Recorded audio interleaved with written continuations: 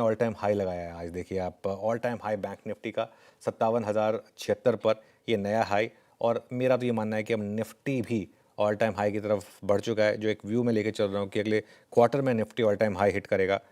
HDFC bank ने leadership ली है। देखिए क्या शानदार तेज़ी HDFC बैंक ने, और 2000 के पार निकलता हुआ 2010 ऑल टाइम हाई। काफ़ी समय से मूव पेंडिंग था, 1996 का ऑल टाइम हाई था। सुबह मैं और वीरू बात कर रहे थे, जैसे ही उसको हमने क्रॉस किया उसके बाद इसके पंख निकले, और अब 2010 पर जो भी है मोमेंटम बहुत शानदार है। रहे आपने लॉन्ग की सलाह ही दी, जिसने आपकी बात मानी वो अच्छे खासे फायदे में रहा।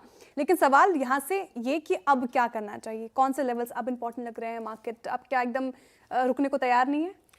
देखिए सबसे पहले तो मार्केट ना आज जैसे कहते हैं ना, लिटरली शॉर्ट्स को बुचर कर रहा है। और बहुत लोग ये जानना चाहेंगे कि इतनी बड़ी रैली क्यों आई। उसका सबसे बड़ा कारण उस सवाल में छुपा जो आपने पूछा, अब तक जिन लोगों ने मिस की वो। तो सबसे बड़ा कारण यही रहा है मार्केट का, कि जो मार्केट में इतनी बड़ी रैली आई वो फोमो फैक्टर की वजह से, fear of missing out. FOMO बहुत बड़ा फैक्टर होता है मार्केट में।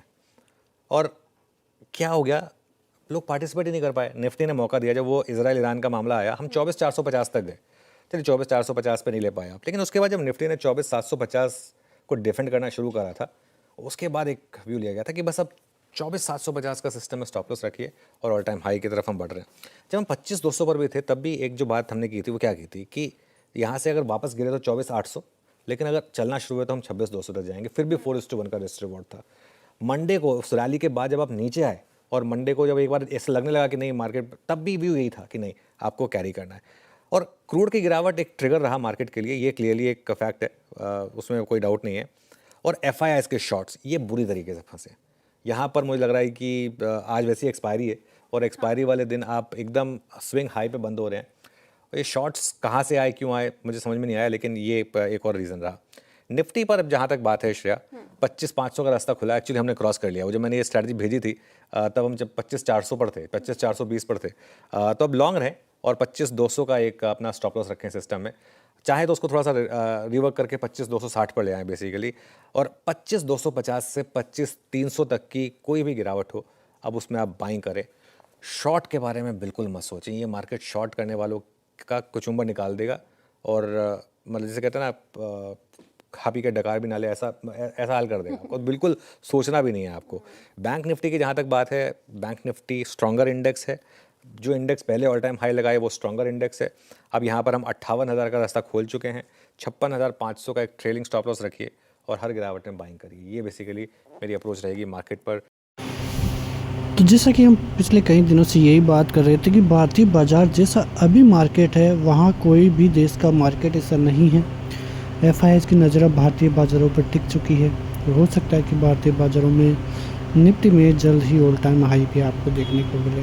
जिस प्रकार की स्थिति पिछले 6 से 7 महीनों में निफ्टी की थी, लगातार निचले स्तरों पर देखने को मिला था। करीब 14 से 20% तक का करेक्शन देखने को मिला था। कई शेयरों में 40-40, 50-50% तक का करेक्शन था। लेकिन अब भारतीय बाज़ारों के अच्छे दिन आना चालू हो गए हैं।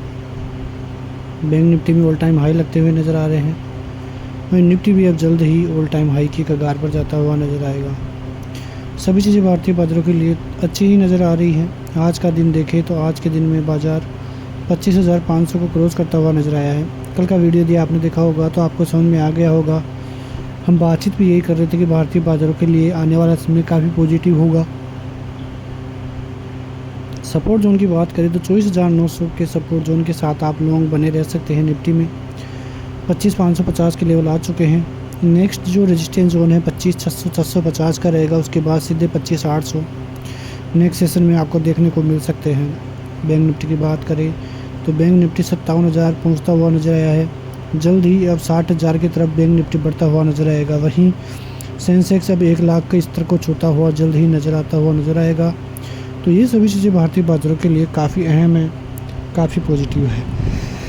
भारतीय बाज़ारों में पिछले कई दिनों से शांति बनी हुई थी।